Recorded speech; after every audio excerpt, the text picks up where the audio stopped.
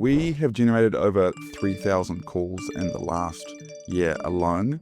And the reason your business and most businesses fail is because they don't have a steady stream of sales calls coming in every single week. And in today's market, not only do you need to do better quality outreach, but you need to do more quantity of outreach in order to cut through the noise. So in this video, I'm going to show you a step-by-step procedure of how we send 3,500 personalized videos every single day without landing in spam. So before I continue, I just want to show you that what we preach actually works. These are calls booked, and you can see that there's been over 3,000 of them since we started doing this around 11 months ago. And here are case studies of agencies and other B2B businesses which we're actively helping bring in calls every single week. So I'm just going to start from the basics and build up. We started doing personalized video outreach using Loom and doing manual Loom videos about 2 years ago, 2.5 years ago. And when we did it, we were able to send like 60 Loom videos in a day, and it would take all day to make them, but that would book us like 5 calls. Okay. And so there was some sort of relative trade-off where, you could have someone do that kind of full time, do the research, make the personalized videos and send them out, and you could build a steady stream of sales pipeline. However, over the years, it's gotten more and more and more difficult to cut through with that sort of lower volume. And now if you're making extremely personalized videos, you maybe can get like a 1 in 20 or a 4% booked call rate. But that's going to take you pretty much all day to get that booked call. Okay.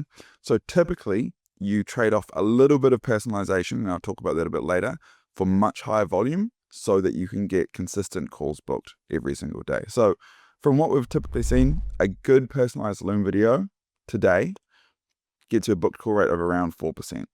But typically you're more likely looking at 0.3% to 0.5%, meaning that for every 200 or 300 you send out, you get a call booked. All right. If you're wanting 10 calls per week, you're going to be wanting to send out 2,000 per week. Okay.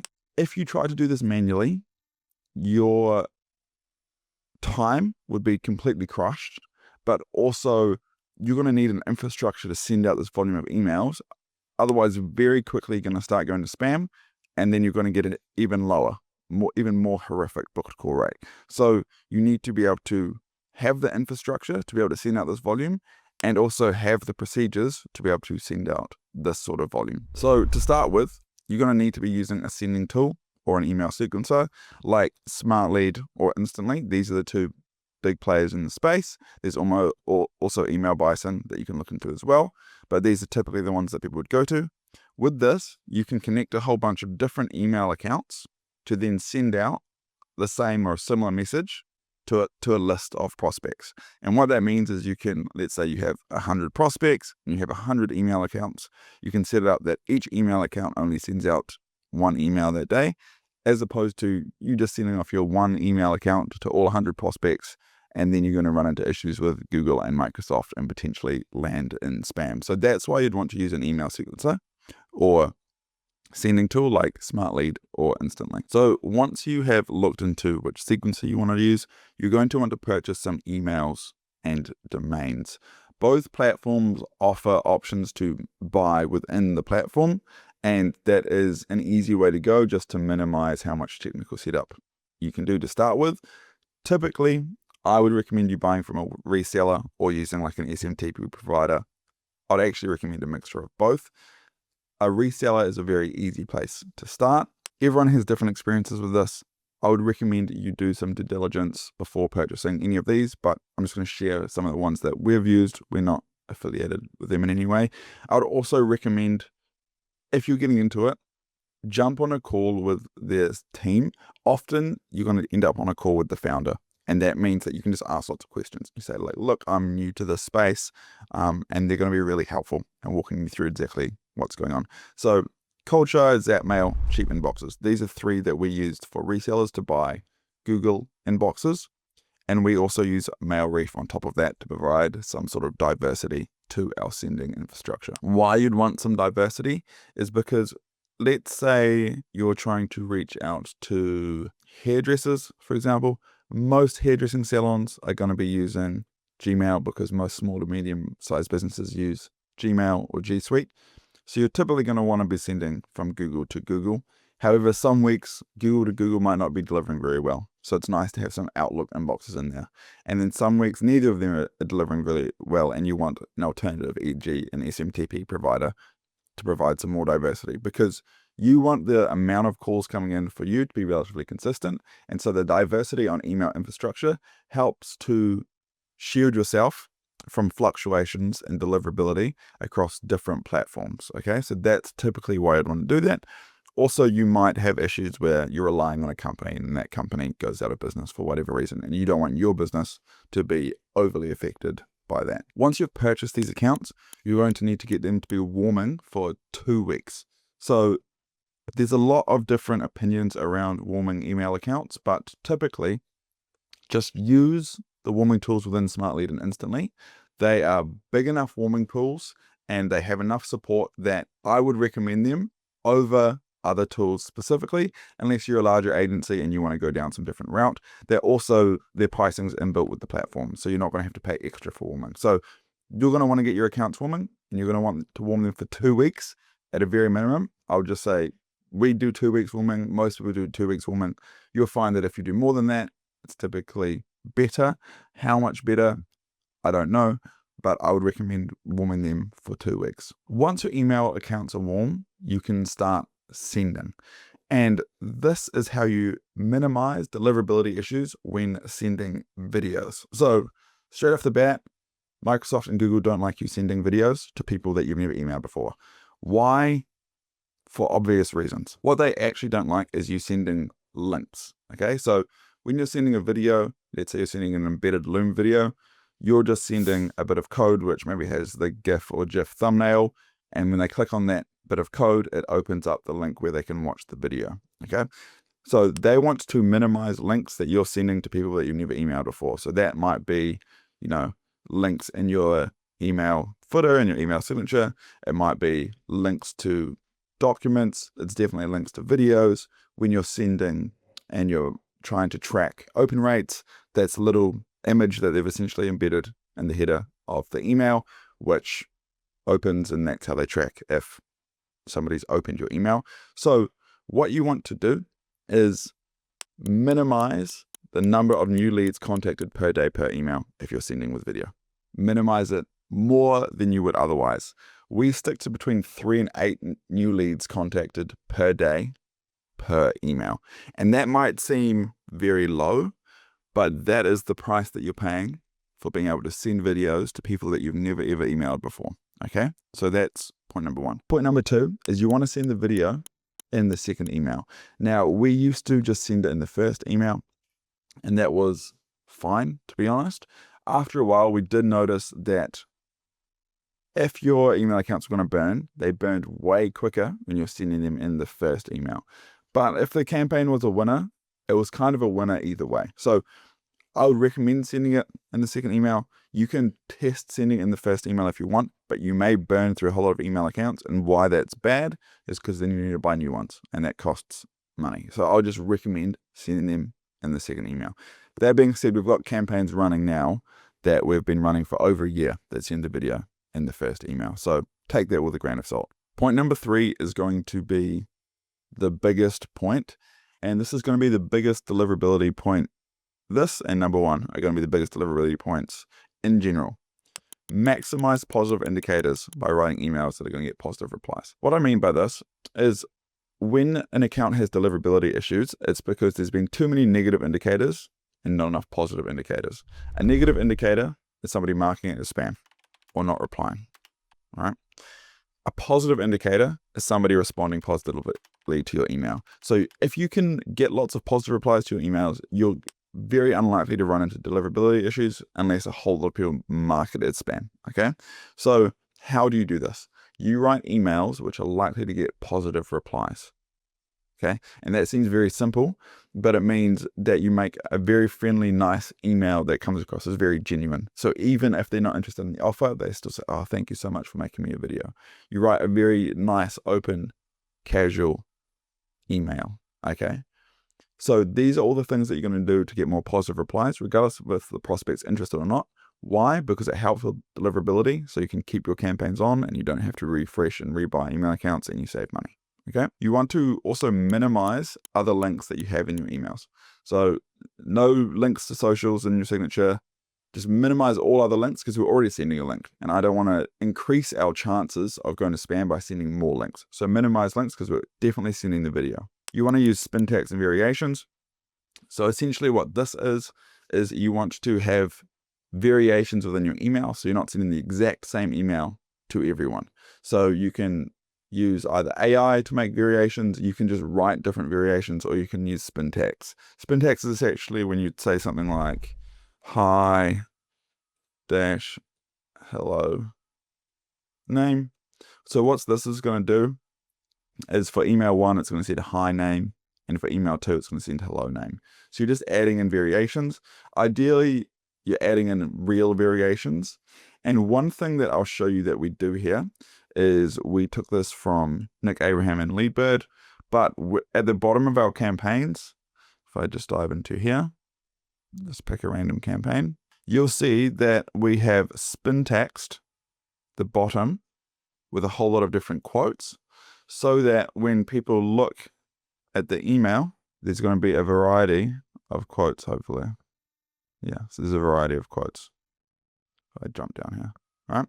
And that provides variation in the email. So at a very minimum, you can see that we've got variation on the quote and variation on what we say at the top, all right? So that provides some variation in the emails through spin tags. So another thing I want to touch on is how we use clusters to see if we're landing in spam. And I would highly recommend you do this when you're starting out. I would actually recommend everyone does this unless you've got a more complex and accurate way of tracking if your emails are going to spam. So you'll have a look at this. So what we've got here is we've got 1, 2, 3, 4, 5, 6 campaigns. All right? They're all sending the exact same email to the same list. All that is different is the emails and domains that are being used in the campaign. So that what that means is you can look at this and you can say, look, okay, so this one's got these are crazy reply rates because the campaign's just started.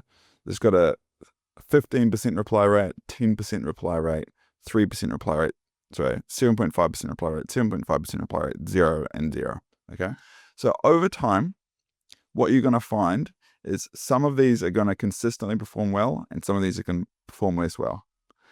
And the only thing that's different is the email accounts. You can see from here, we've also gone and split up where we've bought these email accounts. So these are cheap inboxes email accounts, and they're doing really well. These are mail reef email accounts, and there's an issue with them that we can see because you can see that they're all bouncing over here, sender bounced, which essentially means that they never got sent in the first place. And then you've got these ones, which are with Coldshire. So what this allows us to do is immediately recognize, hey, there's a problem with these mail reef accounts. They need to be fixed. If these are all just lumped into one big campaign, I wouldn't be able to look at the data like that and come to that conclusion. Okay, so that's why you split it up, and it's a very easy thing to do. And then what we do is we are updating this, but it's going to be the same principles.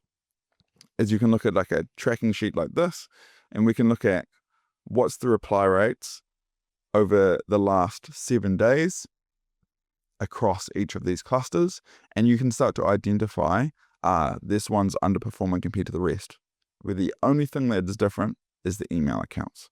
Okay, otherwise it gets very complex when you're trying to figure out if you're having problems with email accounts. Another thing that you can do is you can also see video views, and that is another way to get indicators of email accounts over replies. We find that replies are easier, so take that with what you will. And what do you do if your emails are burnt? So if you identify that your emails and domains have been burnt, buy new ones and get them woman. It's very difficult to essentially, once they're burnt, pull them out of the fire. Okay. The only places where I would say it's okay is, let's say for whatever reason you've done the settings wrong and your volume's spiked, e.g. instead of sending 3 emails per inbox per day, you accidentally sent 15. Just bring that number back down to 3 for a few days and see if that just fixes the issue. Because you might be getting 0% reply rates at 15 a day, bring it back down to 3, and you're back up to 3% reply rates. So you can try that. Otherwise, just get new ones warming. It's a lot easier than trying to troubleshoot and fix them once you've gotten them into the naughty books. So stage 3, lead sourcing. An underappreciated part of deliverability is the leads themselves, because an email and a video that's extremely valuable to one business is just legit absolute spam to another business. If you have an offer for hairdressers that is amazing, tailored, perfect for them, that's a valuable email for them to get. If you send it to the accountant next door, it's spam. It's actual spam. So you need to make sure that the lead list is right. Otherwise, you're going to run into deliverability issues because it's spam to a bad lead list. Okay. We use a mixture of LinkedIn and Google Maps to find leads, and you can go down whichever route you want to with that. I've got other videos talking about that on my channel and how we do that exactly. But once you have a list of leads, this is what you want to do to make sure that your lead list is going to help your deliverability, not harm your deliverability. You have to verify your emails. This goes without saying. Otherwise, you are going to get bounces, and if your bounce rate spikes, then you can essentially burn your email accounts. So you have to verify them. I'm going to almost say this is compulsory. You have to use an AI tool like Clay, or you can build your own one, to verify that the company is actually a company that would find your services useful. For example, you would want to use something like Clay to go, let's say you had the list of hairdressers, and you'd go and say, double check that this is a hairdresser, yes or no. And if it's a no, then you're going to remove them from the list. You do not want to email them. I will just quickly show you what that looks like in Clay. So for example, we would put in all the company domains that we're reaching out to, and we're going to use Claygen, or this is just ChatGPT, to essentially say, go to this domain, do they offer kitchen or bathroom remodeling? Because we're reaching out to kitchen or bathroom remodeling companies. So you're essentially saying, go to the website. So in this case, it goes to this website, and it's going to check if they offer kitchen or bathroom remodeling services, right? And they're going to say, yes, they do. Okay. That is essentially what you want to do with your lead lists. Why? Because if you don't, there's going to be 1 in 20 that are not a kitchen or bathroom remodeler or a hairdresser or whatever we're going after. And then they'll mark it as spam. And that is a very high marked as spam rate, definitely high enough to burn your email accounts extremely quickly. So double check that. Also, you just do not want to be emailing people that aren't a good fit, because you're not going to make any money off them. It's just a waste of everyone's time. Okay. In an ideal world, you would have your target market large enough that you can reach out to them every 3 or 4 months. So what I mean by this is, let's say you do want to be aggressive. You want to get 10 calls a week through cold email.